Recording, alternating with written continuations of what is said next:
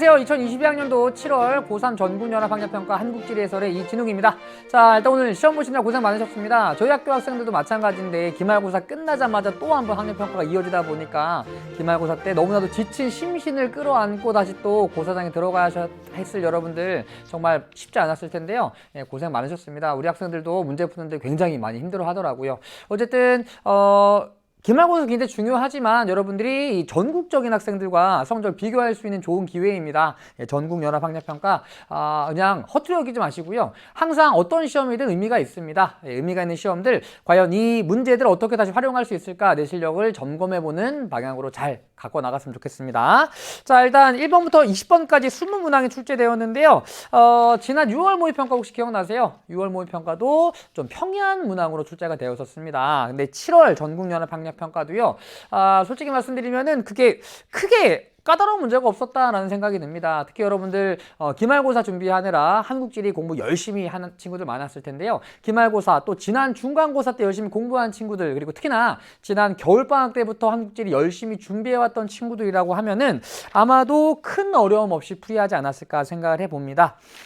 물론 이제 N수생들이 참여하지 않았고 또 그리고 여름방학 때부터 탐구를 시작하는 친구들도 있습니다. 그러다 보니까 등급 컷 자체가 엄청 높게 나올 것 같지는 않지만 그래도 전반적으로 굉장히 평이한 문제가 출제되었다. 일단 9월 모의평가까지 좀 봐야 될 것 같은데요. 6월 모의평가와 7월 전국연합학력평가까지 굉장히 쉽게 나오면서 올해 수능은 조금 그래도 난이도가 낮지 않을까 이런 좀 기대라고 할 수 있을까요? 예, 이런 예상을 좀 해보도록 하겠습니다. 일단 뭐 쉬우면 쉬운 대로 문제고요. 어려우면 어려운 대로 문제이기 때문에 일단 여러분들은 내 실력을 탄탄하게 다져가는 게 가장 중요한 부분이라고 생각을 합니다. 근데 사실 지리 선생님들 사이에서도 굉장히 좀 갑론을박이 좀 있는 상황인데요. 일단 한국지리 문제가 너무 어렵다라는 평이 좀 많이 있어서 전반적으로 조금 쉽게 문제를 출제하자 그리고 통계 자료의 비중을 좀 줄여나가자라는 이런 얘기들이 많이 공론화되어 가고 있어서 아무래도 좀 점차 문제가 전반적으로 수월해지지 않을까. 이제 소위 킬러 문항이라고 불리는 고난도 문항들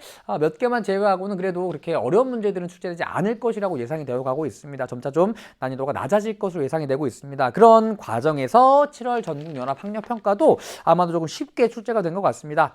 어려운 문제 없었고요. 기본적인 개념만 잘 정리하고 있었다면 충분히 풀이할 수 있었던 문제들이 출제되었던 것 같습니다. 자, 그래도 아마 여러분들의 입장에서는 쉽지 않았을 것이라고 생각을 하는데요. 그럼 어떤 문제들이 나왔었고 어떻게 풀이하면 좋을지 한번 1번부터 시작해 보도록 하겠습니다. 자, 바로 1번 볼게요. 1번입니다.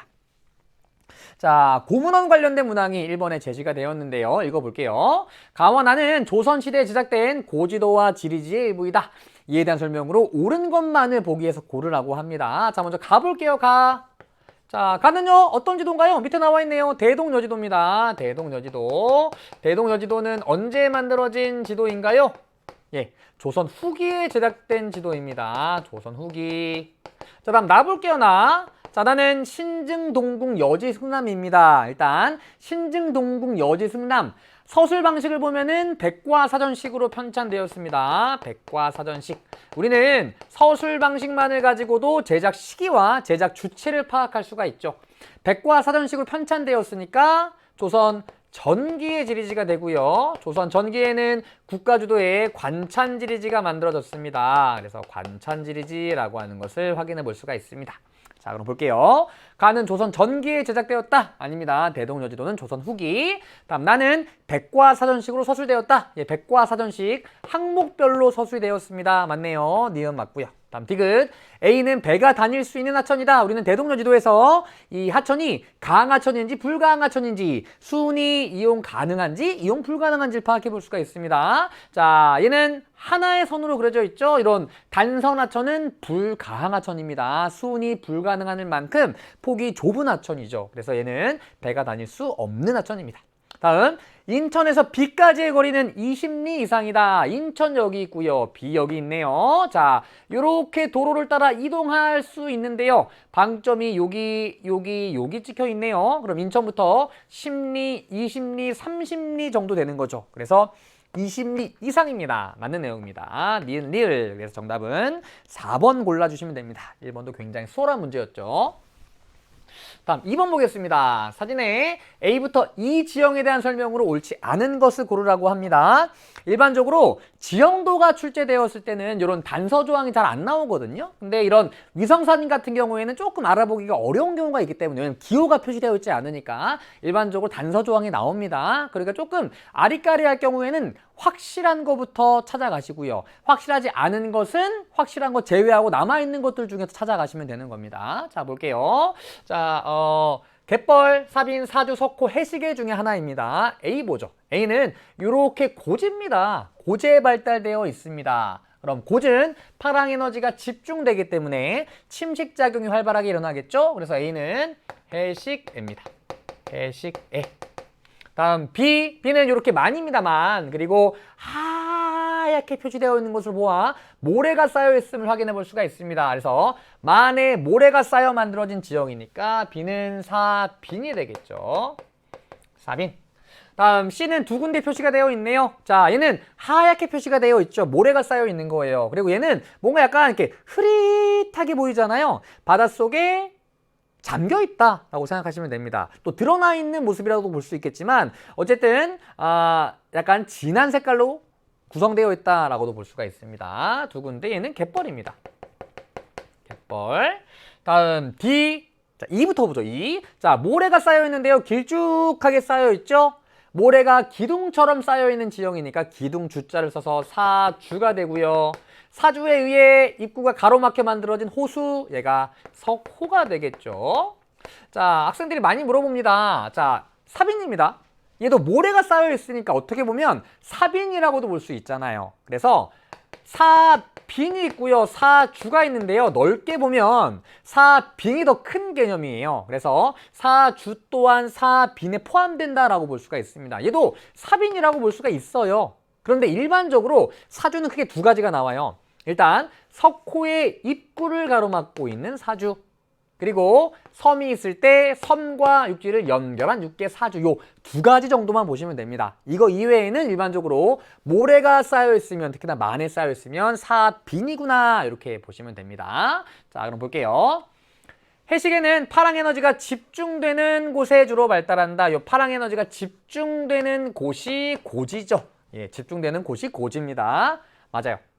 다음, 갯벌은 오염물질을 정화하는 기능이 있다. 갯벌의 가장 대표적인 기능이죠. 맞아요. 다음, 석호는 후빙기의 수면 상승 이후에 형성되었다. 맞죠? 원래는 골짜기였던 곳이에요. 후빙기의 수면이 상승하면서 골짜기로 물이 들어왔고, 그러면서 만으로 변해버립니다. 이런 만의 입구를 사주가 가로막아서 석호가 만들어지게 되죠. 그래서 맞는 내용입니다. 다음, 이는 사주는 파랑 및 연안류의 퇴적작용으로 형성되었다. 맞죠? 다음, 갯벌은 사빈보다 퇴적물질의 평균 입자 크기가 크다? 아닙니다. 자, 사빈, 갯벌, 해안사구의 퇴적물의 평균 입자 크기를 비교해보면 사빈이 가장 크고요. 그리고 해안사구가 두 번째, 그리고 갯벌이 가장 작습니다. 그리고 얘네들은 모래 구성 비율이 높고요. 얘는 점토의 구성 비율이 높습니다. 그래서 점토보다는 모래가 더 큰 입자이기 때문에 사빈과 해안사구는 모두 갯벌보다 큰 입자로 구성이 되어 있습니다. 그래서 5번은 옳지 않은 내용이죠. 옳지 않은 것, 정답은 5번입니다. 다음 3번으로 가보겠습니다. 3번. 자, 7월 학년 평가에 지도 관련된 문항들도 꽤 나왔는데요. 이 지도 관련된 문항들이 굉장히 쉽게 나왔습니다. 자, 볼게요. 자, 지도부터 보겠습니다. 지도부터. 여긴 어딘가요? 자, 태안에서 서당 다니던 아이가 천자문 외우다 세대 맞았다. 그러니까 서산이고요. 천 아닙니다. 다음 C는요. 자, 충청북도예요. 충청북도의 왼쪽 두 군데. 자, 다시요. 충청북도 북쪽에 서쪽에 위치하고 있는 두 지역, 진천과 음성입니다. 충북 혁신도시. 다음 오른쪽에 두 지역, 제천과 단양입니다. C는 제천이고요. 사실 제천과 단양은 특징이 유사하기 때문에 크게 구분하지 않아도 괜찮습니다. 석회암이 많이 분포하고 카스트 지형 발달한다. 시멘트 공장 많다. 특히 단양 같은 경우에는 마늘 축제가 나오기도 합니다. 육종 마늘이 굉장히 유명해요. 6개로 갈라지는 마늘. 그 가운데가 충주죠. 그래서 충청북도의 북쪽에 위치하고 있는 5지역은 굉장히 많이 나옵니다. 꼭 알아주시기 바랍니다. 다음 여기가 안면도고요. 안면도 동쪽의 D는 보령입니다. 보령. 다음 이는 잘 나오진 않는 지역인데요. 충청북도의 남동쪽 구석에 포도와 같은 과일로 굉장히 유명한 곳이에요. 영동이라는 곳입니다. 영동. 자, 보죠. 이 지역은 과거 유명했던 탄광도시로 석탄박물관, 폐광을 이용한 냉풍욕장 등이 잘 알려져 있습니다. 또 머드 축제가 개최되죠. 어딘가요? 예, 보령입니다. 정답은 4번이죠. 굉장히 쉽게 나왔죠. 보령, 석탄박물관과 머드 축제라는 두 가지의 키워드를 가지고 있습니다. 다음 4번 보겠습니다. 다음은 가부터 다시기의 기상뉴스이다. 이에 대한 설명으로 옳은 것을 고르래요. 가. 전국이 장마전선의 영향권에 들면서 많은 비가 이어지고 있습니다. 특히 밤사이 수증기 유입으로 비구름이 발달하면서 새벽부터 중부지방을 중심으로 집중호우가 예상되니 피해에 주의해 주시기 바랍니다. 지금 우리 요 7월 학력평가를 봤던 요 시기가 또 장마철이잖아요. 그래서 우리 6월 말쯤에 굉장히 많은 비가 내렸습니다. 물론 남부지방이 많이 안 내렸다 그러더라고요. 중부지방이 정말 많이 왔습니다. 그리고 중부지방에 많은 비가 내릴 때 남부지방은 이 북태평양 기단이 자리 잡고 있으니까 굉장히 무더웠다 얘기하죠. 지금 요 7월 학력평가 보는 요 시점에 요 장마전선이 북쪽에 올라가 있습니다. 그래서 전체적으로 중부지방과 남부지방이 모두 무더위에 지금 시달리고 있습니다. 그래서 여러분들 7월 학력평가 보는 요 시점에 굉장히 더웠었습니다. 맞죠? 북태평양 기단이 큰 영향을 끼쳤기 때문입니다. 어쨌든 다시 다음 주쯤에 장마전선이 내려오면서 많은 비가 내린다고 하더라고요. 어쨌든 가시기는 장마 시기입니다. 장마. 다음 나볼게요. 폭염의 기세가 꺾일 줄을 모르고 있습니다. 전국 대부분의 지역에 폭염특보가 계속되고 있으며 낮 최고 기온이 35도를 넘는 곳도 있습니다. 낮 최고 기온이 30도만 넘어가도 열대 1이라고 하잖아요. 열대 1. 열대 1보다도 더 더운 거죠. 엄청 더운 겁니다. 무더위 속 일부 지역에는 소나기가 내리겠습니다. 장마가 지나가고 나면 장마전선이 북쪽으로 밀려 올라가게 되고 우리나라의 전체적으로 북태평양 기단이 자리 잡으면서 한여름이 찾아오죠. 그래서 가는 나 이후의 시기 한여름입니다. 한여름. 자, 1번 볼게요. 나 시기에는 주로 서고동저형의 기압 배치가 나타난다. 아니죠. 서고동저형의 기압 배치가 나타나는 시기는 시베리아 기단이 발달하는 겨울철이고요. 한여름에는 북태평양 기단이 발달하면서 남고북저의 기압 배치가 나타납니다. 옳지 않은 내용이에요. 다음 밑에 볼게요. 오늘은 옷장에 넣어두었던 따뜻한 외투를 다시 챙겨 입고 나오셔야겠습니다. 꽃샘 추위가 찾아오면서 기온이 큰 폭으로 떨어져 내륙 곳곳에 한파주의보가 내려졌습니다. 자, 옷장 속에 넣어두었던 따뜻한 외투를 다시 챙겨 입고 나와야 되는데요. 원래 따뜻한 외투를 입고 있다가 옷장 속에 집어넣었나 봐요. 아하, 추위가 사라졌으니까. 그런데 다시 꺼내 입어야 된대요. 꽃샘 추위가 찾아오니까. 다시기는 봄철입니다. 봄철. 그래서 봄에 꽃샘 추위가 찾아오죠. 겨울이 지나가고 나서 다시 물러갔던 시베리아 기단이 갑자기 세력이 강해지게 되면은 우리나라에 큰 영향을 끼치면서 꽃샘 추위가 찾아옵니다.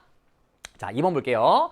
장마는 봄보다 대체로 기온의 일교차가 크다. 자, 기온의 일교차는 습도와 굉장히 밀접한 관련이 있다고 했습니다. 그래서 습도가 높은 시기는 일교차가 작고요. 습도가 낮은, 다시 얘기해서 건조한 시기는 일교차가 큰 편입니다.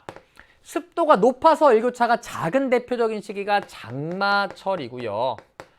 건조하고 습도가 낮은 대표적인 시기가 봄과 가을이죠. 그래서 봄과 가을은 일교차가 굉장히 큰 특성을 갖고 있고요. 그래서 우리 봄, 가을에는 아침에 외투 하나 들고 나가잖아요. 걸칠 거 하나 들고 나가잖아요. 반팔 입고 걸칠 거 하나 들고 나가서 아침에 입었다가 낮에는 엄청 덥습니다. 걸칠 거 벗었다가 다시 저녁이 되면 선선해지면서 걸칠 거 다시 걸치게 되잖아요. 일교차가 크기 때문입니다. 반면 장마철에는 엄청 습하기 때문에 기온 변화가 굉장히 작아서 일교차가 작게 나타납니다. 따라서 가시기는 다시기보다 일교차가 작죠.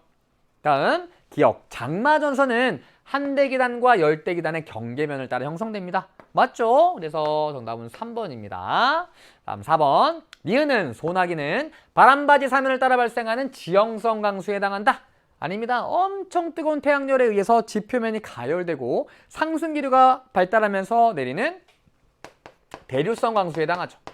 대류성 강수. 그래서 비가 내리면 지표면이 식어버리면서 상승기류가 더 발달하지 못하기 때문에 비가 금방 그치게 되는 거죠. 틀렸습니다. 다음, 꽃샘 추위는 북태평양 고기압이 한반도 전역에 영향을 미칠 때 주로 발생한다. 북태평양 고기압이 아니라 시베리아 기단이 우리나라에 영향을 미칠 때 발생을 합니다. 옳지 않은 내용입니다. 옳은 것은 3번 골라주시면 됩니다. 다음 4번 아니라 5번 갈게요. 5번. 자, 지도는 낙동강 유역을 나타낸 것이라고 합니다. 기역부터 리을에 대한 설명으로 옳은 것을 고르래요. 자, 분수계도 나와 있고요. 그리고 여기도 보죠. 창원 대산평야에 자연제방과 배후습지가 여기 발달되어 있대요. 얘네 둘은 범람원입니다. 범람원. 다음, 봉화 석포리의 해안 하안당구. 하안당구죠. 자, 상류구간이 되겠습니다. 상류구간. 다음, 부산 을숙도 일대의 삼각주. 여기는 하구에 형성되는 지형입니다. 삼각주 맞죠? 낙동강 하구에 삼각주가 발달되어 있으니까요. 자, 볼게요. 1번, 삼각주는 조차가 큰 지역에서 잘 발달한다. 아닙니다. 삼각주가 발달하기 위해서는 하천에 의한 퇴적물 공급량이 많아야 해요. 모래가 많이 밀려와야 되니까. 그리고 조차는 작아야 합니다. 왜냐하면 밀물이 들어왔다가 썰물 때 빠져나가면서 하천이 쌓아놓은 모래를 가져가면 안 되니까. 그리고 파랑의 힘은 약해야 하고요. 또 경사는 완만한 지역, 이런 곳들이 삼각주가 발달하기 아주 탁월한 지역들입니다. 따라서 조차가 작은 지역에 잘 발달합니다. 다음, 자연제방은 배후습지보다 평균 해발 고도가 낮대요. 자, 이렇게 하천이 흘러가고 있고요. 하천이 양쪽으로 범람하면서 양 안에 범람원이 만들어지게 되죠. 이렇게 생겼습니다. 이렇게. 그래서 하천과 가까운 곳이 해발 고도가 더 높죠. 그리고 여기를 자연제방이라고 얘기합니다. 그래서 자연제방은 배후습지보다 평균 해발 고도가 높습니다. 다음, 배후습지는 자연제방보다 전통 취락 입지에 유리하였다. 자, 자연제방은 배후습지보다 해발 고도가 높기 때문에 여기다 집을 짓고 살면은 상대적으로 침수 가능성이 낮습니다. 이 범람원이 잘 발달한다는 것은 하천이 잘 범람한다는 얘기예요. 하천이 범람하니까 주변에 퇴적물을 쌓아서 범람원을 만들어 놓았겠죠. 근데 물이 넘쳤을 때 하천이 여기는 더 많이 넘치게 될 것이고 여기는 덜 잠기게 될 것이기 때문에 하천이 범람하게 되면 여기는 잘 잠기고 여기는 고도가 높으니까 덜 잠기겠죠. 그러니까 상대적으로 침수 피해가 적은 지역에 전통 취락을 지었던 겁니다. 따라서 배후습지는 자연제방보다 전통 취락 입지에 불리하였습니다. 다음 지울게요. 하안당구는 삼각주보다 집안 융기 영향을 적게 받았다. 아닙니다. 집안 융기에 의해 만들어진 융기 증거지형 또는 융기지형은 고단감이 있었죠. 고단감, 고위평탄면 단구, 해안당구, 하안당구, 감입공유하천. 따라서 하안당구는 융기 영향을 많이 받았습니다. 틀렸습니다. 다음, 삼각주는 하안당구보다 홍수 시의 침수 가능성이 크다. 맞죠? 정답 5번입니다. 얘가 하구에 발달하고 얘는 상류 구간에 발달합니다. 따라서 하안당구는 유량 자체가 적어요. 그리고 하구는 여러 군데에서 내린 빗물이 모여서 하구를 지나서 바다로 빠져나가기 때문에 유량 변동이 큰 반면에 얘는 유량 변동도 작습니다. 게다가 삼각주보다 하천과의 고도 차이가 커요. 하천보다 더 높은 곳에 위치해 있다 보니까 잘 침수되지 않는 것이죠. 그래서 침수 가능성은 얘가 더 큽니다. 정답은 5번입니다. 자, 다음 뒤로 넘어갑시다. 6번 볼게요. 6번. 보죠. 6번. 자, 가부터 다 지역에 대한 설명으로 옳은 것을 고르라고 합니다. 자, 가. 수리적 위치가 북위 37도 14분 정도. 다음 동경 131도 52분입니다. 동경 131도 52분 많이 봤네. 대략 동경 132도 부근입니다. 게다가 동도와 서도 89개의 부속도서로 이루어져 있고요. 울릉도 동남쪽 백길 따라 200리에 위치하고 있습니다. 독도죠, 독도. 다음 북위 32도. 우리나라의 수리적 위치가 북위 33도부터 43도까지인데 얘는 그거보다도 위도가 낮아요. 마라도에서 남서쪽으로 약 149km 떨어져 있대요. 마라도가 우리나라의 최남단입니다. 가장 남쪽인데 이거보다 남서쪽으로 149km 떨어져 있다. 근데 왜 우리나라 영토가 아니냐? 얘는 수중암초이기 때문에 그렇습니다. 평상시에 물에 잠겨 있습니다. 큰 파도가 칠 때만 드러나는 곳입니다. 그리고 종합해양과학기지가 건설되어 있는 나는 이어도입니다. 이어도. 다음 북위 37도 57분. 군사분계선이 38선이라고도 불립니다. 우리나라는 33도에서 43도 사이에 위치하고 있으니까 정 가운데 쯤이네요. 그런데 동경 124도 40분입니다. 우리나라는 동경 124에서 132도 사이에 위치하고 있습니다. 완전 서쪽입니다. 거의 서단, 극서에 가깝죠. 중간쯤에 위치하면서 우리나라 서단, 극서에 가까운 곳입니다. 서해 바다에 위치하고 있겠죠. 그리고 인천항에서 북서쪽으로 178km 떨어진 섬이에요. 그리고 두무진이 있다고 합니다. 두무진. 여기는 백령도입니다. 백령도. 백령도는 요거 정도만 알아두자. 화산섬이 아니다. 변성암의 비중이 높은 곳입니다. 그리고 이런 내용은 잘 나오진 않지만 남한의 최서단입니다. 이게 북한까지 합치면은 마안도 쪽이 최서단이지만 남한만 고려했을 때는 최서단이고요. 남한에서 가장 북쪽에 위치하고 있는 섬이기도 합니다. 백령도. 자, 먼저 1번. 독도는 우리나라 영토의 최동단에 위치한다. 맞죠? 극동입니다. 동경 132도 부근이니까 정답은 1번. 2번. 이어도는 천연 보호구역으로 지정이 되어 있다. 아닙니다. 독도와 마라도가 대표적인 천연 보호구역입니다.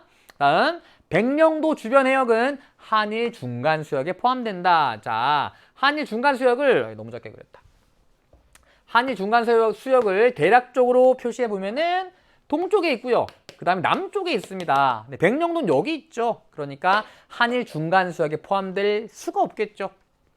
다음 나는 가보다 일출 시각이 이르다. 일출 시각이 이르다는 말은 어느 쪽에 위치한다는 얘기인가요? 일출 시각이 이르다는 것은 동쪽에 위치한다는 얘기입니다. 동쪽에 위치. 따라서 나는 가보다 동쪽에 위치한다. 아닙니다. 나는 가보다 서쪽에 위치하네요. 그래서 옳지 않은 내용이죠. 다음 다는 나보다 최하늘 평균 기온이 높다. 대체적으로 위도가 낮을수록 최하늘 평균 기온이 높아서 따뜻합니다. 그런데 다는 나보다 더 고위도에 위치하고 있습니다. 그러니까 최하늘 평균 기온이 낮겠죠. 추운 곳입니다. 옳지 않은 내용이네요. 옳은 것은 1번 골라주시면 되겠네요. 다음 7번으로 가보겠습니다. 7번. 10번 보자. 다음은 온라인 학습 장면의 일부이다. 답글 기억부터 미음 중에서 옳지 않은 것을 고르래요. 자, 지도부터 보겠습니다. A 어딘가요? A. A는 영광입니다. 영광. 요 전라남도의 북서쪽 구석이죠. 영광. 영광. 그다음에 나비축제 유명한 한평. 전라남도 도청 소재지 무안. 그 밑에가 목포예요. 다음 광주고요. 광주에서 담화를 나누었다. 기억나시죠? 담화를 나누었다. 그래서 B는 나주입니다. 나주. 다음 C. 자, 여기가 도계거든요. 도의 경계. 광양이에요. 전라남도의 남동쪽 끝에. 그 옆에가 순천. 그 아래가 여수. 순천의 서쪽. 여기는 보성이죠. 보성. 다음 D. 여기가 남해고요. 남해. 여기 사천이라는 곳입니다. 사천. 그리고 거제. 통영 그 위에가 고성. 사천과 고성 위에 있는 D는 진주라는 곳입니다. 진주. 유등축제 유명하고 혁신도시로 지정되어 있는 곳이죠. 다음 E는 울산이죠. 울산, 부산, 울산. 이렇게 표시해 놓으니까 울산이 조금 헷갈리죠? 뭔가 헷갈립니다. 경계가 잘 표시되어 있지 않아서 볼게요. 영광에는 원자력 발전소가 건설되어 있어요. 맞죠? 다음 나주는 혁신도시로 지정되어 개발되고 있어요. 자, 5개 지역 중에 나주와 진주 모두 혁신도시입니다. 나주에도 혁신도시가 있습니다. 저기 한국전력 있다고 얘기했었죠. 다음 보성에서는 지리적 표시제로 등록된 녹차가 생산되고 있어요. 요 녹차, 보성 녹차가 지리적 표시제 1호 등록 상품입니다. 맞아요.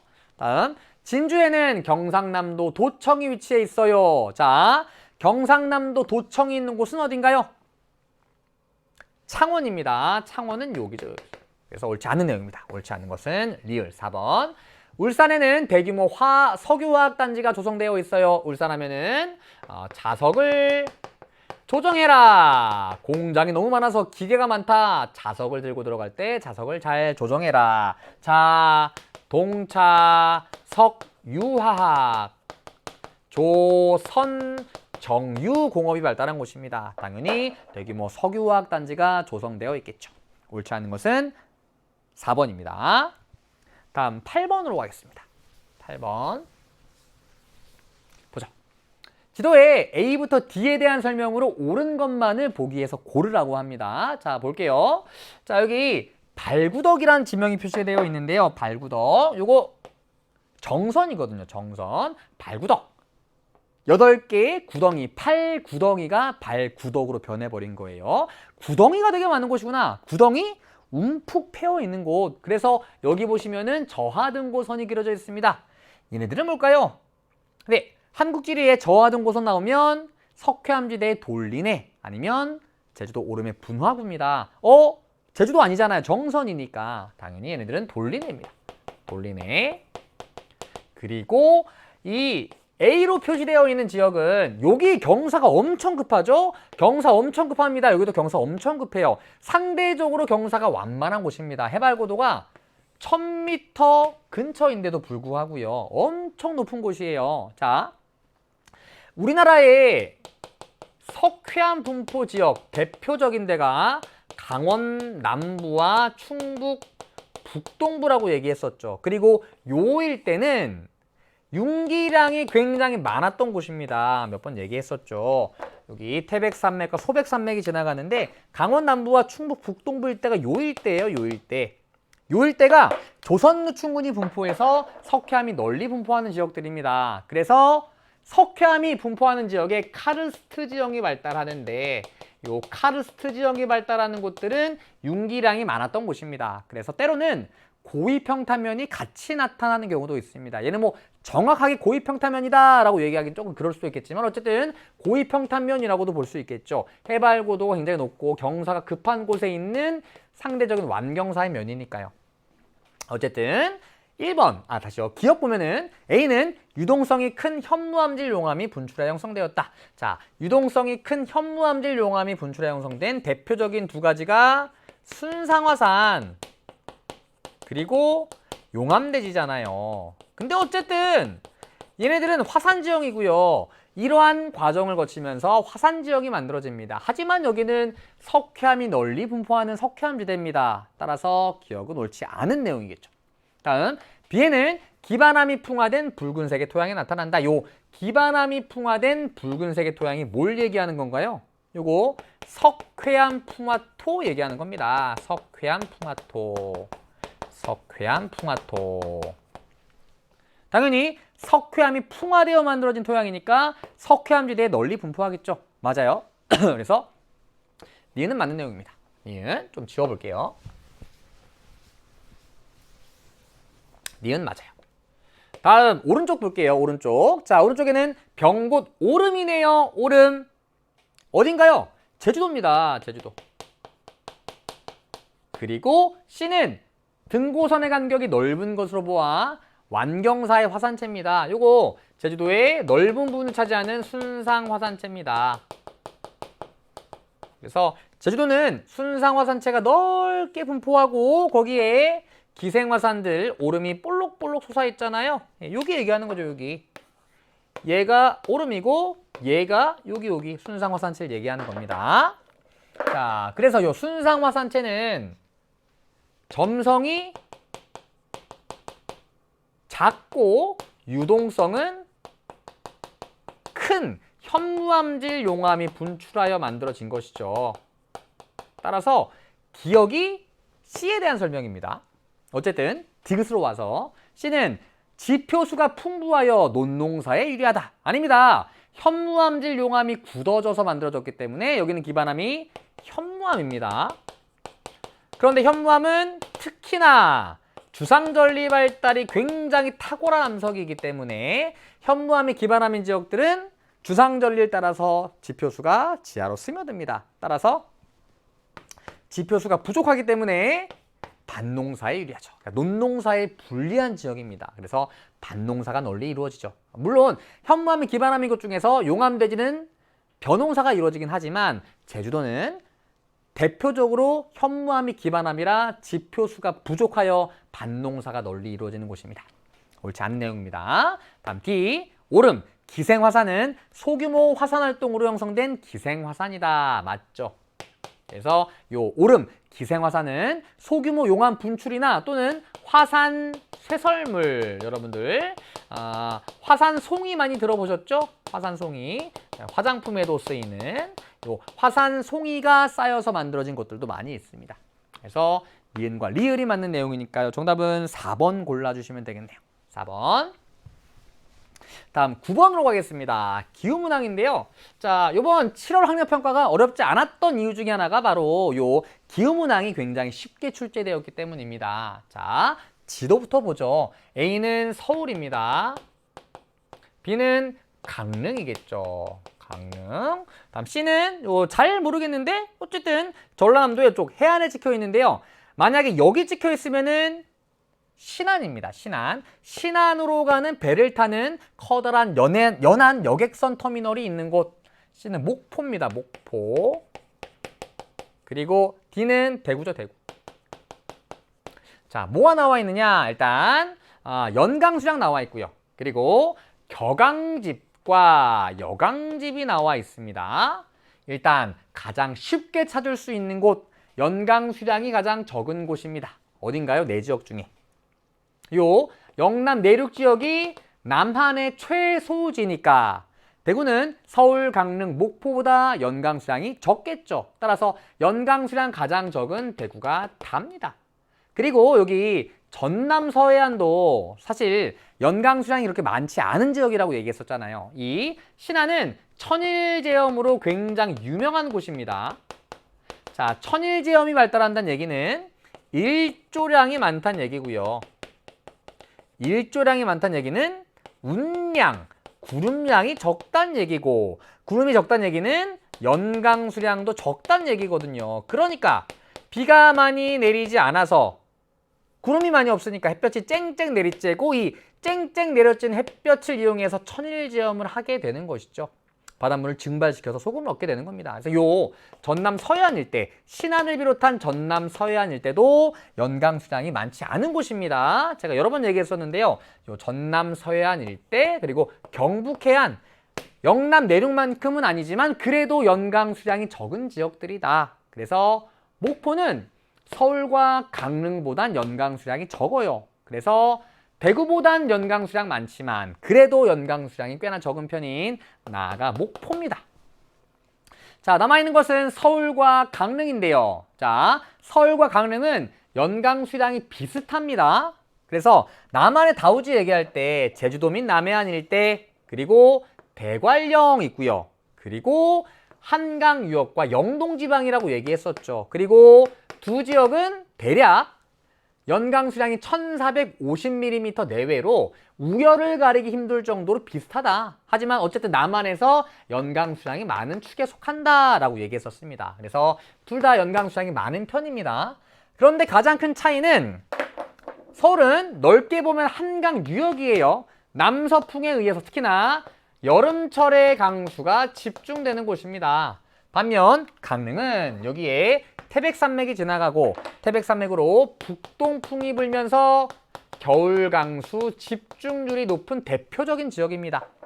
그래서 나와 다는 찾았고요. 남아있는 가와 라 중에서 가는 격강집이 높은 곳, 라는 여강집이 높은 곳이에요. 따라서 서울이 라가 되고요. 강릉이 가가 됩니다. 자, 그럼 가나 다 라를 찾아야 되니까 B, C, D, A가 되겠네요. B, C, D, A. 정답은 2번입니다. B, C, D, A. 좋습니다. 다음 10번으로 가겠습니다. 10번 반환점을 돕니다. 그래프는 지도에 표시된 세 지역의 외국인 주민 특성을 나타낸 것이라고 합니다. 가부터 다에 해당하는 지역을 지도에서 고르라고 합니다. 자, 일단 지도부터 볼까요? 먼저 여기 어딘가요? A. 여기는 화성이죠. 화성. 다음 여기는 충청북도의 동쪽 끝에 단양입니다. 단양. 여기는 죄송합니다. 여기는 전주죠. 전주. 자, 그럼 가나 다가 나와 있는데요. 일단 나를 보죠. 나는 지역 내 결혼 이민자의 비율이 세 지역 중에 1등이에요. 자, 지역 내 결혼 이민자의 비율은 촌락에서 높게 나타나는 특성입니다. 촌락. 그러니까 세 지역 중에 촌락의 특색이 가장 뚜렷한 곳은 단양입니다. 그래서 가, 나, 다 중에 나가 B가 되겠죠. 나가 B. 다음 가는 지역 내 외국인 근로자 비율도 가장 높고요. 외국인 성비도 가장 높은 곳입니다. 그럴 수밖에 없겠죠. 왜냐하면 요 외국인 근로자들은 대부분 제조업에 종사하는 남성들입니다. 우리나라 국내 거주 외국인 중에 가장 숫자가 많은 유형이 외국인 근로자고, 외국인 근로자 중에 가장 높은 비중을 차지하는 게 바로 제조업에 종사하는 남성입니다. 그래서 제조업이 발달한 곳은 외국인들이 많고요. 그리고 외국인 근로자의 비율도 높게 나타납니다. 그리고 요 외국인 근로자가 남성의 비중이 높기 때문에 외국인 성비도 높게 나타나겠죠. 따라서 가는 제조업이 발달한 곳이에요. 그럼 화성과 전주 중에 제조업이 더 발달한 곳은 화성이죠. 따라서 가가 화성 A고요. 다가 남아있는 전주 C입니다. 가나다가 A, B, C네요. 그러면은 1번입니다. 정답은 1번. 좋습니다. 이제 반환점을 돌아서 11번 문항으로 가보죠. 자, 11번입니다. 다음 글은 국립공원 소개자료의 일부라고 합니다. 기억부터 미음에 대한 설명으로 옳은 것만을 보기에서 고르래요. 자, 기억 북한산 국립공원. 자, 북한산은 대표적인 돌산입니다. 돌산. 자, 세계적으로 드문 대도시 속 자연공원으로 지표에 드러난 암석이 오랜 세월에 걸쳐 풍화와 침식을 받아 형성된 인수봉 등의 바위봉우리를 볼 수가 있다. 돌산입니다. 그리고 이 바위봉우리는 돌산의 기반암이겠죠? 화강암입니다. 화강암. 다음 디귿 지리산. 지리산은 대표적인 흑산입니다. 흑산. 자, 우리나라 최초의 국립공원, 요건 알아둡시다. 지리산 국립공원이 우리나라 최초의 국립공원이에요. 지리산은 산 전체가 흙으로 두텁게 덮여 있으며 그래서 흑산인 거죠. 천왕봉과 노고단을 따라 여러 능선들이 완만하게 펼쳐져 있는데, 자, 일단 얘는 흑산이고요. 흑산의 기반암은 변성암이고, 변성암은 시원생대에 만들어진 암석이죠. 다음 화강암은 중생대에 만들어진 암석입니다. 다음 한라산 국립공원. 사방이 바다로 둘러싸인 제주도 그 한가운데 우뚝 솟은 한라산은 산 정상의 백록담과, 자, 백록담은 어떻게 만들어진 호수인가요? 분화구에 물이 고여 만들어진 호수입니다. 화구호. 그래서 백두산 정상에 있는 칼데라 호인 천지보다 규모가 작습니다. 둘레 길이도 짧고 수심도 얕습니다. 사실 말라있는 기간이 꽤나 길다 그랬었죠. 화구호입니다. 영실, 병풍바위 등의 절경을 감상할 수 있다고 합니다.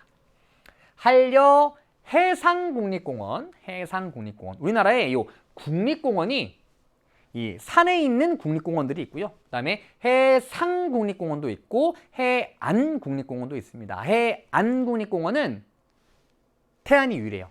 태안의 해안국립공원. 어쨌든 한려 해상국립공원입니다. 그러니까 바다의 국립공원이 지정되어 있는 거예요. 아름다운 바닷길, 한려수도의 수역과 남해안 일부를 포함하는 국립공원입니다. 다양한 해안지형과 중생대의 경상분지의 특징을 관찰할 수 있는 지질학습의 장으로. 자, 미음은 경상분지고요. 얘는 언제 만들어진 거? 경상분지는 중생대에 만들어진 거, 영남지방 일대 분포합니다. 그리고 가장 대표적인 특징은 뭘 관찰할 수 있다? 여기에 공룡 발자국이 많이 찍혀 있죠. 공룡 발자국 화석이 많이 남아 있고요. 얘를 이용해서 특히나 고성에 공룡 박물관이 위치해 있다. 자, 볼게요. 자, 기역은 디귿보다 산 정상부의 식생 밀도가 높다. 자, 식생 밀도가 높다는 것은 나무가 많다는 얘기고, 나무는 당연히 돌보다는 흙에서 잘 자라겠죠. 물론 여기도 흙이 있긴 하지만 흙이 상대적으로 두께도 얇고요. 분포 면적이 좁기 때문에 식생 밀도가 낮습니다. 당연히 흑산이 식생 밀도가 높아요. 따라서 옳지 않은 내용입니다. 다음, 이 바위 봉우리의 주된 기반함은 화강암이고요. 화강암은 마그마가 관입하여 형성된 것이 맞죠? 대표적인 관입암입니다. 따라서 니은은 맞는 내용. 다음, 리을 화구호는 화구가 함몰되어 형성된 칼데라호이다. 아닙니다. 요 칼데라호의 대표적인 지형이 천지고요. 얘는 화구호다. 그냥 분화구의 물이 고여 만들어진 것입니다. 다음, 경상분지에는 공룡 발자국 화석이 분포한다. 대표적인 데가 고성의 상조감입니다. 정말 넓은 지역에 생각보다 이제 저도 가보기 전에 사진만 봤을 때는 그렇게 넓은지 몰랐는데요. 생각보다 꽤 넓습니다. 그리고 공룡 발자국이 정말 선명하게 찍혀 있습니다. 꽤나 넓은 지역이고요. 공룡이 걸어간 흔적이 그대로 남아 있습니다. 지층의 교란이 적은 수평 퇴적층이기 때문에 그렇죠. 맞는 내용입니다. 니은과 리을이 맞는 내용이라 정답은 니은, 리을 4번 골라주시면 됩니다. 4번. 다음 12번 볼게요. 12번. 보죠. 12번. 자, 그래프는 네 지역의 주요 제조업 업종별 출하액 비율을 나타낸 것이라고 합니다. 가부터 라에 대한 설명으로 옳은 것을 고르래요. 자, 7월 학년 평가는 여러분들 뒤에 쭉 보시면 알겠지만 요 통계 자료도 되게 쉽게 나왔습니다. 제조업 관련된 문항인데요. 정말 쉽게 나왔었죠. 자, 가나 다라를 찾아보죠. 가나다라. 자, 1차 금속 제철, 의복, 자동차 및 트레일러, 자동차, 그리고 전자 조립 중에 하나입니다. 자, 서울이 나왔는데요. 서울 나오면 딱 하나밖에 없어요. 이 의복이 옷 만드는 거거든요. 옷? 그러니까 섬유는 쉽게 얘기하면 옷감 만드는 거고 의복은 옷 만드는 겁니다. 그 섬유 공장에서 만든 옷감을 이용해서 실을 이용해서 옷 만들어내는 거예요. 옷은 굉장히 유행에 민감합니다. 그래서 이 최신 유행을 잘 파악할 수 있는 서울에 옷 만드는 공장이 정말 많습니다. 이게 규모가 크지 않거든요. 서울은 땅값이 비싸잖아요. 그래서 규모가 큰 공장을 만들기는 어려운데 의복, 옷 만드는 공장은 생각보다 규모가 작아요. 그리고 접근성이 좋을 필요도 없고 뭐 원료가 그렇게 무거운 것도 아니고 그래서 서울에 좀 지가가 저렴한 곳에 소규모의 의복 공장이 굉장히 많습니다. 그래서 서울의 1등 제조업은 의복입니다. 따라서 나는 의복이에요. 의복. 다음 광주. 광주 하면 여기에 기아 자동차가 있죠. 그러니까 광주의 1등 제조업은 자동차입니다. 그래서 다가 자동차. 다가 자동차. 다음 라는 경기와 경북 모두에서 1위 제조업입니다. 1위 제조업. 그러니까 가장 출하액이 많은 제조업. 경기와 경북에서 모두 1등인 제조업은 전자조립이죠. 전자. 그래서 전자조립하면은 경경충입니다. 경경충. 경기, 경북, 충남이었죠. 경기, 경북, 충남. 자, 세 지역은 모두 전자조립공업이 발달한 곳인데 이 세 지역 모두에서 1위 제조업이 전자조립입니다. 그만큼 부가가치가 엄청 큰 제조업이에요. 그래서 라는 전자. 남아있는 게 간데요. 경북은 전자조립 출하액만큼 제철 출하액도 많아서 가는 제철입니다. 1차 금속. 자, 볼게요. 1번. 제철은 최종 생산에 많은 부품이 필요한 조립공업이다. 아닙니다. 조립공업 자동차 있고요. 또 조선이 대표적입니다. 틀렸습니다. 다음. 다의 자동차의 출하액이 전국에서 가장 많은 지역은 광주이다. 아닙니다. 요 그래프는 어떤 그래프냐면 각 지역의 제조업 출하액에서 가라가 차지하는 비율을 나타내는 겁니다. 단지 광주에서 차지하는 비율이 높을 뿐이지 지금 그래프상에서 광주가 가장 높잖아. 광주가 출하액 가장 많다?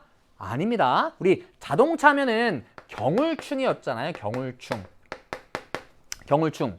얘네들은 도인데요. 울산은 그냥 도시 하나예요. 얘네들은 여러 도시의 출하액을 합친 거고요. 울산 오로지 하나입니다. 그래서 울산이 출하액 1등이에요. 틀렸습니다. 다음, 가에서 제철에서 생산된 제품은 자동차의 주요 재료로 이용된다. 맞죠? 제철의 생산품이 자동차와 조선의 주요 재료로 이용이 됩니다. 맞아. 정답은 3번. 다음 4번. 의복은 자동차보다 최종 제품의 무게가 무겁고 부피가 크다. 그럴 리가요. 이 옷이 자동차보다 무거울 리가 있나요? 부피가 클 수 있나요? 아닙니다. 틀렸습니다. 다음, 전자는 의복보다 생산비에서 노동비가 차지하는 비율이 높다. 사실 전자조립은 부가가치가 굉장히 큰 산업이고요. 굉장히 기술 집약적인 산업입니다. 그리고 자동화가 많이 이루어지긴 했지만 아직까지도 사람의 노동력이 많이 필요한 제조업 중에 하나예요. 그래서 얘도 굳이 구분해 본다면 노동 집약적인 제조업이라고 볼 수가 있습니다. 그러나 얘보다도 얘가 노동비가 차지하는 비율이 굉장히 높죠. 이 생산 과정이 굉장히 까다롭거든요. 물론 기계화된 부분도 많이 있지만 이게 이제 섬세하게 재단해야 되고요. 또 박음질해야 되고 또 이 치수가 굉장히 다양하기 때문에 이 섬세한 작업들이 인간의 손을 많이 거치게 됩니다. 그래서 노동 집약적인 공업이기 때문에 생산비에서 노동비가 차지하는 비율은 얘보다 높습니다. 그래서 정답은 3번.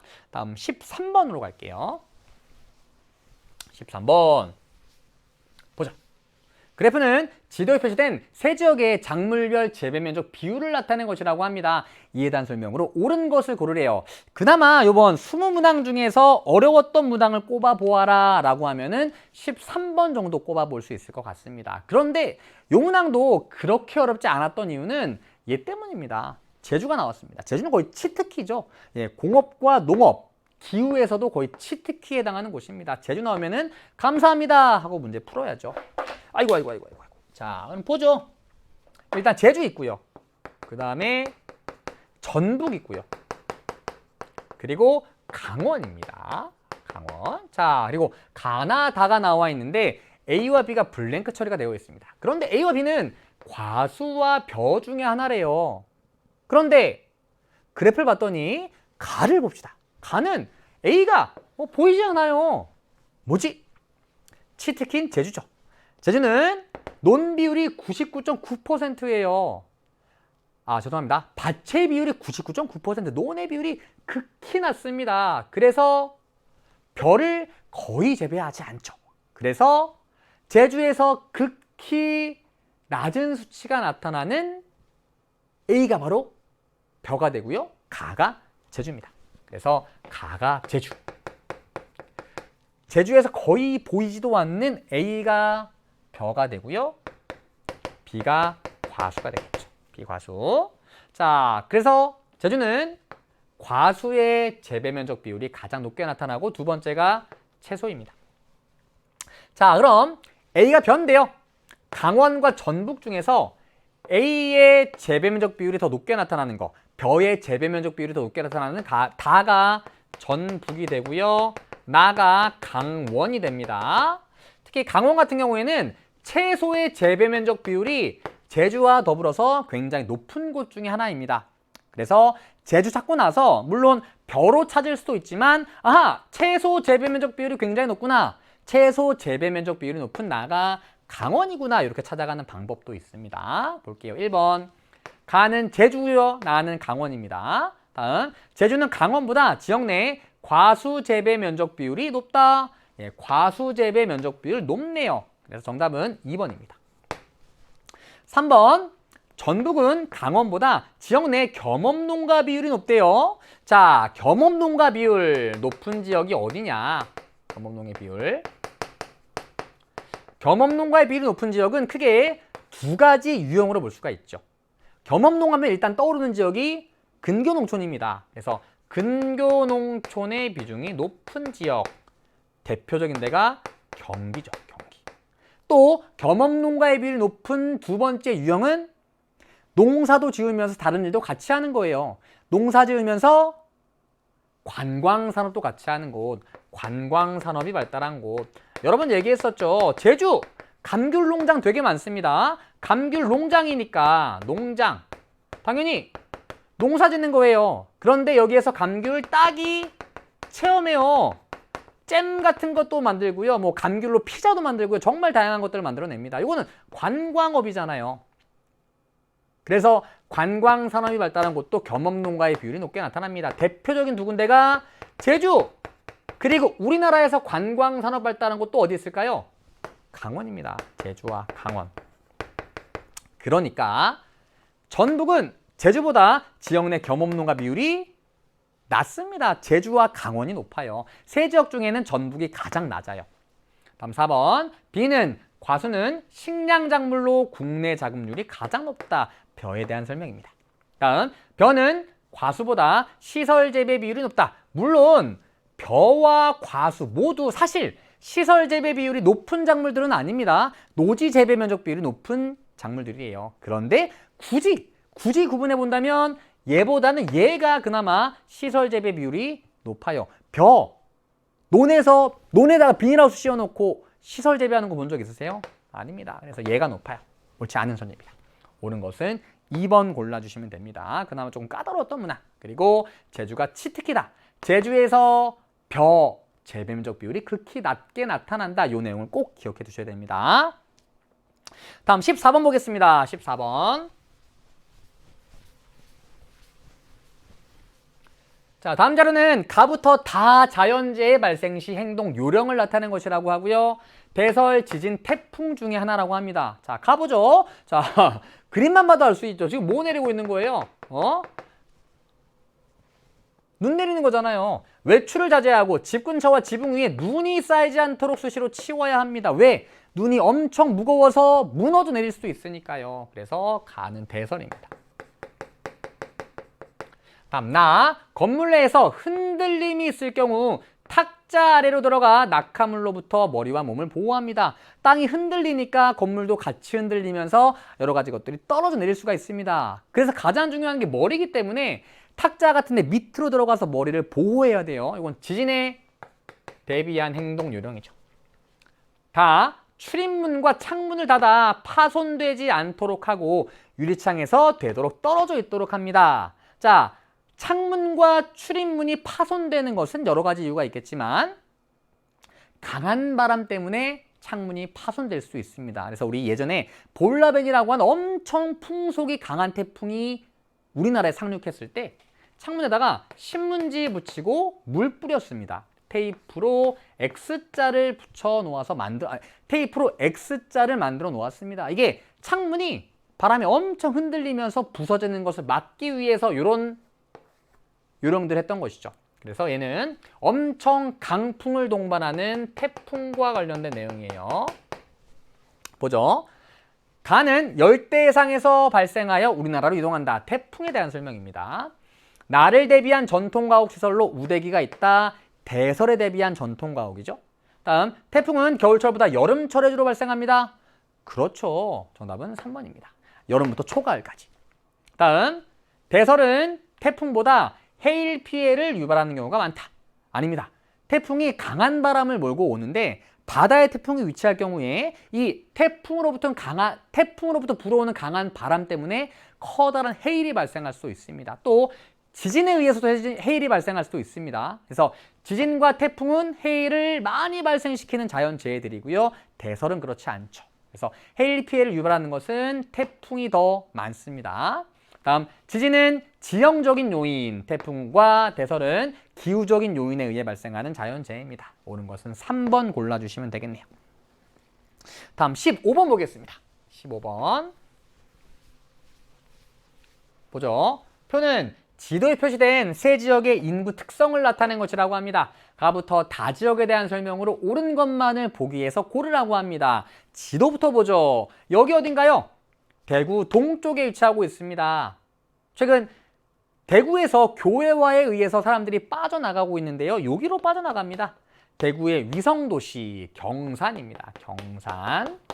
최근에 인구가 빠르게 증가하고 있는 곳이죠. 다음 대구에서 하나 건너서 있는 얘는 구미. 다음 얘는 잘 모르는 곳입니다. 촌락이라고 그냥 놓고 풀어도 괜찮고요. 영양이라는 곳입니다. 영양 몰라도 괜찮아요. 촌락입니다. 잘 모르는 곳은 촌락이에요. 자, 세적의 산업별 취업자 수 비율과 순이동률이 나와 있는데요. 일단 순이동률을 통해서 찾을 수 있는 곳이 하나 있죠. 어딘가요? 유일하게 순이동률 플러스를 기록하고 있는 곳. 순이동률이 플러스라는 얘기는 전입이 전출보다 많다. 다시 얘기해서 사회적인 증가가 나타나고 있다. 많은 사람들이 들어오고 있는 곳입니다. 어딘가요? 경산입니다. 얘가 다가 되죠. 다. 다음 산업별 취업자 수 비율이 나와 있습니다. 딱 눈에 띄는 지역이 여기네요. 1차 산업 취업자 수 비율이 가장 높은 곳, 엄청 높네요. 어딜까요? 당연히 촌락이겠죠. 가. 다음 구미는 전자조립제조업 발달한 곳입니다. 2차 산업 취업자 수 비율 가장 높게 나타나는 나가 구미가 됩니다. 보죠. 가는 2016년부터 2020년 전입인구가 전출인구보다 많다. 전입인구가 전출인구보다 많다고 하는 것은 방금 얘기했듯이 순이동률이 플러스란 얘기입니다. 하지만 얘는 마이너스니까 틀렸죠. 다음 가는 나보다 아파트 거주가구 비율이 낮겠죠. 당연히 도시인 구미가 아파트 거주가구 비율이 높을 겁니다. 옳지 않은 내용입니다. 다음 다는 가보다 유소년층의 인구 비율이 높다. 자, 영양은 촌락입니다. 노년층의 인구 비율이 높아요. 그렇죠?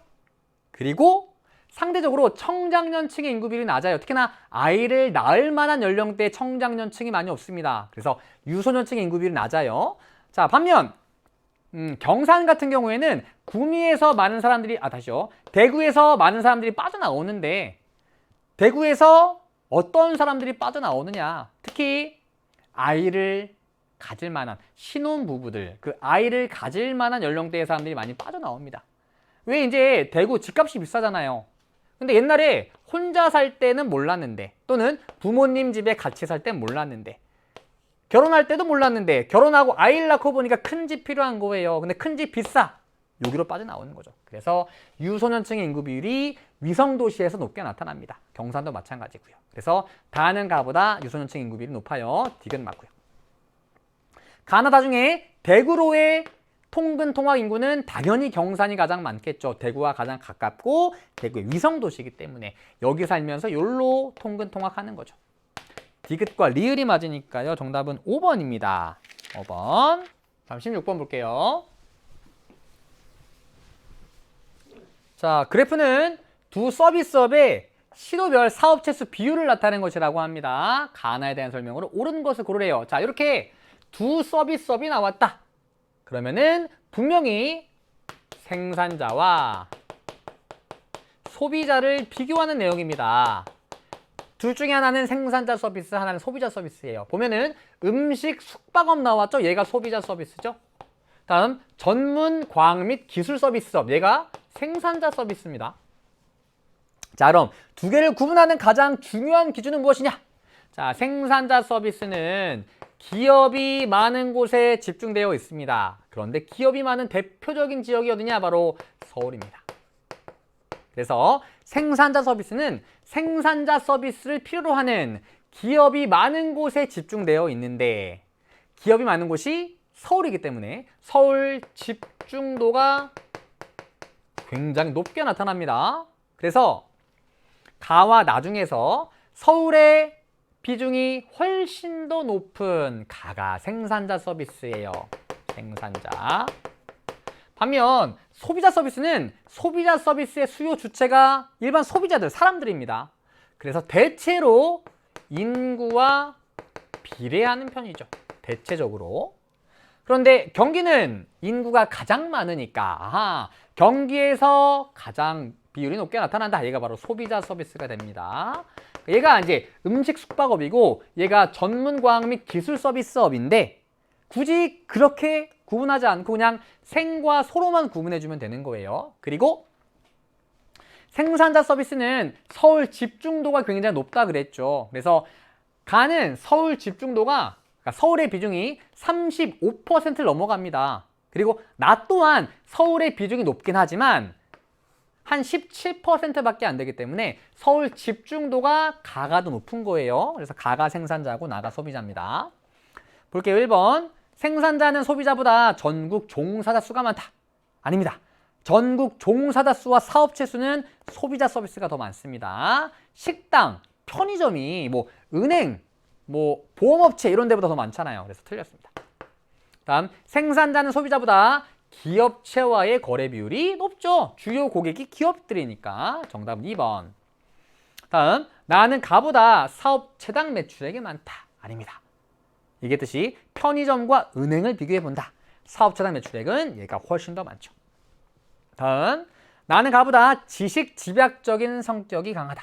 지식 집약적인 성격은 얘가 훨씬 더 강합니다. 다음, 가는 생산자, 나는 소비자 서비스업에 속합니다. 오는 것은 2번. 다음 17번으로 가볼게요. 자, 에너지에서 이번에 1차 에너지가 안 나오고 신재생에너지가 나왔거든요. 신재생에너지도 되게 쉽게 나왔습니다. 얘기했듯이 통계자료와 관련된 문항들이 되게 쉽게 나왔습니다. 이 문항도 어렵지 않게 풀이할 수 있을 것 같아요. 자, 강원 나왔고요. 전남, 경북이 나와 있네요. 그리고 가나다는 수력, 풍력, 태양광 중에 하나입니다. 자, 보죠. 수력, 풍력, 태양광. 자, 태양광의 생산량이 많은 지역은 전남, 전남, 전북, 그리고 경북도 있습니다. 전남, 전북, 경북. 다음 풍력하면은 강원, 제주, 그리고 경북까지. 수력하면 신재생입니다. 신재생이어서 경북, 경남에는 양수식이 많기 때문에 양수식은 빠지죠. 양수식 제외. 그래서 경북, 경남의 비중은 주요 발전 양식의 수력보다는 낮은 편이고 신재생에서의 수력은 강원, 경기, 충북 이런 지역들에서 높게 나타납니다. 그런데 전남을 봤더니 나가 1등이에요. 그럼 전남의 비중 높은 신재생에너지는 태양광입니다. 따라서 나가 태양광. 다음 경북을 봤더니 나가 태양광이에요. 얘는 태양광 생산도 많은 편이니까. 그리고 경북은 또 풍력의 생산량도 많은 편입니다. 그래서 다가 풍력 확인해 봤더니 강원은 풍력 생산량 풍력 생산량 많으니까요. 나가 풍력입니다. 죄송합니다. 뭐가 틀렸지? 다가 태양광이네요. 그렇죠? 아니지. 나가 태양광이고 다가 풍력이네요. 나가 태양광, 다가 풍력. 그러면 2번이 정답이죠. 가가 수력. 그래서 수력은 경북과 전남에서는 비중이 높지 않은 편이지만 강원에서는 비중이 굉장히 높게 나타납니다. 그래서 수력, 풍력, 태양광만을 따졌을 때 강원에서 1등을 차지하는 게 수력입니다. 왜냐면 강원은 수력도 있고 풍력도 있고 그리고 태양광도 적지 않은 편입니다. 어쨌든 세 가지 중에서는 수력이 1등이라는 거. 정답은 2번입니다. 다음 18번 보겠습니다. 18번. 보자. 그래프는 지도에 표시된 세 지역의 특성을 나타내는 것이라고 합니다. 가부터 다 지역에 대한 설명으로 옳은 것을 고르래요. 얘는 강서구. 강서구는 외곽 지역의 특색이 뚜렷한 지역입니다. 다음 얘는 중구. 중구는 도심의 특색이 뚜렷한 지역이죠. 얘는 강남구입니다. 아주 전형적인 유형의 문항이죠. 도심, 외곽 지역, 그리고 부도심을 비교하는 유형의 문항입니다. 자, 여러 번 얘기했죠. 강남구는 가장 대표적인 부도심입니다. 정말 거의 강남구밖에 안 나온다고 얘기할 수 있을 정도로 강남구는 주거 기능과 업무 및 상업 기능이 모두 발달한 곳입니다. 반면 얘는 외곽 지역이어서 주거 기능 발달한 곳이고요. 얘는 도심이니까 상업 및 업무 기능이 발달한 곳입니다. 자, 그럼 그래프 볼게요. 자, 지역 내 총생산 나와 있고요. 초등학교 수와 금융기관 수가 나와 있습니다. 일단 가장 쉽게 찾을 수 있는 것은 초등학교 수를 가지고 찾는 것 같아요. 초등학교 수는 대체로 상주 인구와 밀접한 관련이 있겠죠. 아무래도 사람들이 많이 살면은 초등학교 수도 많을 수밖에 없잖아요. 그러니까 초등학교 수가 가장 적은 가가 상주 인구가 가장 적은 도심 중구가 됩니다. 다음 금융기관 수 나와 가가 많고요. 지역 내 총생산도 나와 가가 많습니다. 그런데 나를 봤더니 초등학교 학생 수도 많고요. 그리고 지역 내 총생산 1등, 금융기관 수도 가장 많습니다. 그러니까 지역 내 총생산이 많고 금융기관 수가 많다고 하는 것은 상업 및 업무 기능이 발달한 거고요. 초등학교 학생 수가 많다는 것은 주거 기능이 발달한 것이죠. 그러니까 얘가 강남구가 됩니다. 그리고 강서구가 다가 되겠죠. 다. 강서구 같은 경우에는 아무래도 상업 및 업무 기능이 좀 부족한 편이기 때문에 지역 내 총생산이 가장 적어요. 그리고 주거 기능이 발달한 곳이기 때문에 금융기관 수도 중구와 강남구보다 적습니다. 이렇게 찾아볼 수가 있죠. 어쨌든 우리 세 지역만 나와 있긴 하지만 이 강남구의 지역 내 총생산이 엄청 많다는 거 다시 한번 확인해 볼 수가 있습니다. 볼게요. 가는 나보다 상주 인구가 적죠? 틀렸습니다. 다음 가는 다보다 출근 시간대 순 유출 인구가 많다. 이거 주의하라고 말씀드렸었습니다. 출근이냐 퇴근이냐 유출이냐 유입이냐 잘 확인하셔야 돼요. 자, 도심입니다. 도심은 낮에 외곽 지역에서 많은 사람이 들어오는 곳입니다. 따라서 출근 시간대는 사람들이 유입되었다가 퇴근 시간대는 빠져나가죠. 출근 시간대는 순 유입, 퇴근 시간대는 순 유출이 됩니다. 그래서 가는 다보다 출근 시간대 순 유출 인구가 적죠. 얘가 훨씬 많습니다. 다음 나는 다보다 상업 용지의 평균 지가가 높다. 왜냐면 업무 기능과 상업 기능이 모두 발달한 곳이니까. 정답은 3번. 다음 4번. 다는 가보다 인구 공동화 현상이 뚜렷하다. 자, 인구 공동화 현상은 아주 쉽게 얘기하면은 도심의 상주 인구가 감소하는 현상입니다. 여기에 상업 및 업무 기능이 집중되면서 주거 기능은 상대적으로 미약해지고 그러면서 여기 살던 사람들이 외곽 지역으로 빠져나가는 거죠. 그래서 도심의 상주 인구가 감소하는 현상을 인구 공동화 현상이라고 하니 당연히 얘는 다보다 가에서 활발하게 나타나겠죠. 다음 주간 인구 지수. 일단 가장 주간 인구 지수가 낮은 데는 다입니다. 다가 꼴찌예요. 그리고 주간 인구는 강남구가 중구보다 많아요. 그러나 주간 인구 지수는 중구가 강남구보다 높습니다. 그래서 가, 나, 다순이 돼요. 그래서 옳지 않은 내용입니다. 옳은 것은 3번 골라주시면 되겠네요. 다음 19번으로 가겠습니다. 19번. 19번. 자, 지도문항입니다. 다음 자료는 답사 계획서의 일부래요. 가부터 다에 해당하는 지역을 지도에서 고르라고 합니다. 자, 지도부터 볼까요? 자, A 어딘가요? 서울의 남쪽에 있는 면적이 넓지 않은 시입니다. 예? 수원입니다. 수원은 여러 가지 키워드 갖고 있죠. 수원. 경기도청 소재지. 그리고 경기도 인구 1위. 수원 화성. 그리고 특례시로 지정이 되었다. 다음 B는 쏙 들어가 있는 춘천입니다. 춘천. 춘천은 강원도청 소재지. 가장 대표적인 키워드고요. 여기 호반의 도시라고 해서 호수도 되게 많은 곳입니다. 다음 C 강릉이고요. 강릉 서쪽에 얘는 평창이죠. 평창. 보죠. 경기 및 강원 지역 답사 계획서 2022년 7월. 자, 우린 시험 보는데 놀러 갔네요. 답사로 간 거죠. 공부하러 간 겁니다. 공부. 답사 공부입니다. 자, 볼게요. 1일차 고위 평탄면의 형성 과정과 토지 이용. 해피 700. 이 지역 브랜드가 해피 700인데요. 일단 어디야? 가는 평창입니다. 평창 C. 그래서 이게 이제 평창의 평균 해발 고도래요. 해피 700. 인간이 거주하기에 가장 적합한 해발고도라고 얘기해서 평창의 브랜드가 햇빛 700입니다. 근데 이쁘게 이렇게 햇빛 700이라고 적혀 있습니다. 선선하면서 너무 덥지도 않고 너무 춥지도 않고, 사실 춥긴 추울 텐데 어쨌든 인간이 거주하기에 가장 적합한 해발고도라고 마케팅을 하고 있습니다. 평창이에요. 동계올림픽 열렸었고요. 다음, 북한강과 소양강의 합류 지점이 형성된 침식분지, 가장 대표적인 침식분지죠. 그 다음에 수도권 전철이 연결되었습니다. 춘천이죠.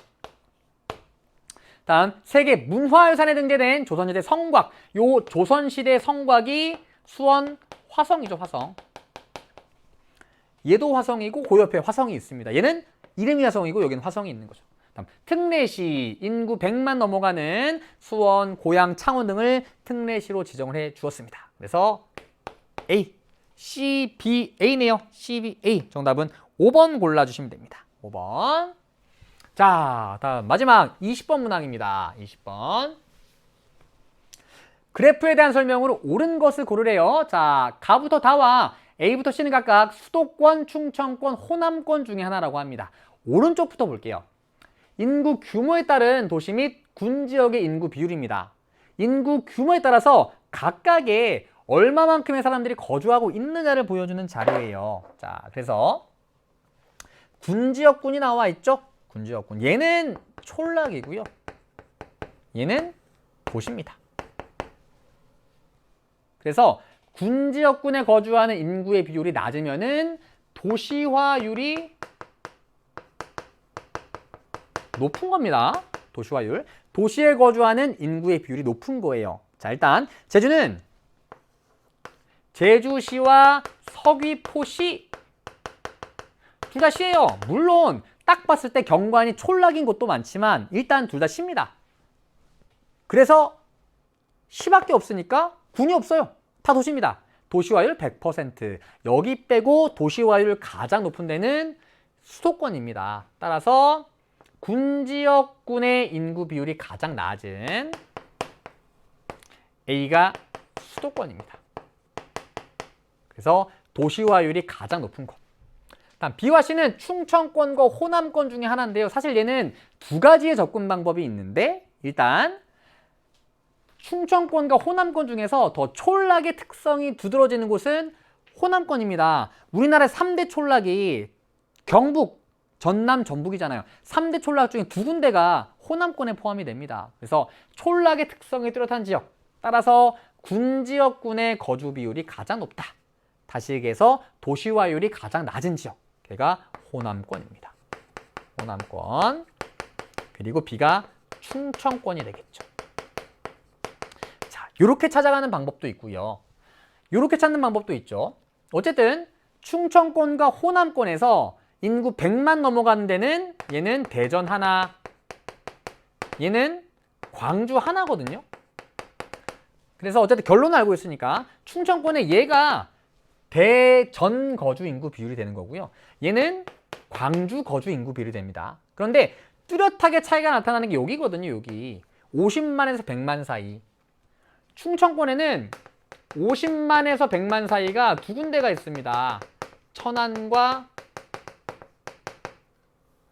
청주. 대략 85만, 65만. 다음 호남권은 하나밖에 없어요. 대략 65만 정도의 전주. 그래서 두 군데가 있는 50만에서 100만 사이의 인구를 갖고 있는 도시가 두 군데인 충청권이 50만에서 100만 명 미만 도시군의 인구 비율이 더 높게 나타납니다. 요거 가지고 여기 높으니까 충청권, 얘가 호남권이구나, 이렇게 찾아가는 방법도 있습니다. 다음 가나다 보죠. 가나다. 일단 두드러지는 친구는 다입니다. 다. 가나는 어쨌든 2000년 이후에 인구가 증가하고 있는데 다는 요 1980년부터 꾸준하게 인구가 감소하고 있습니다. 꾸준하게 인구가 감소하고 있다는 것은 상대적으로 촌락의 특성이 뚜렷한 지역이란 얘기입니다. 그러니까 다가 호남권이 되겠죠. 호남권. 다음 가와 나를 비교해 봤더니 가는 정말 1980년부터 꾸준하게 인구가 증가해 오고 있고요. 나 같은 경우에는 인구가 정체되다가 요 1995년 이후부터 인구가 증가하고 있습니다. 가가 어딜까요? 가. 자, 우리나라는 인구의 절반이 수도권에 모여 있고요. 수도권 인구 집중도는 꾸준히 높아지고 있습니다. 왜? 사람들이 계속 수도권으로 모여들고 있기 때문에. 그래서 1980년 이후 꾸준하게 인구가 증가한 가가 수도권이 되고요. 최근 수도권의 인구가 충청권으로 분산되면서 충청권의 인구가 증가하는 추세이기 때문에 최근에 증가한 나가 충청권이 됩니다. 보죠. 수도권은 충청권보다 총인구가 많다. 어이구! 1번부터 정답이 나왔네요. 수도권이 훨씬 많죠. 정답은 1번. 다음, 수도권과 호남권은 행정구역의 경계가 맞닿아 있다. 아닙니다. 수도권 밑에 충청권이 있고 그 밑에 호남권이 있죠. 얘와 얘가 맞닿아 있고 얘와 얘가 맞닿아 있습니다. 충청권은 두 군데와 모두 맞닿아 있고요. 틀렸습니다. 다음, 수도권은 충청권보다 100만 명 이상의 도시수가 적다. 어이구, 충청권은 대전 하나, 수도권은 서울, 인천, 고양, 용인, 수원 5군데가 있습니다. 틀렸죠. 다음, 호남권은 수도권보다 도시화율이 낮죠.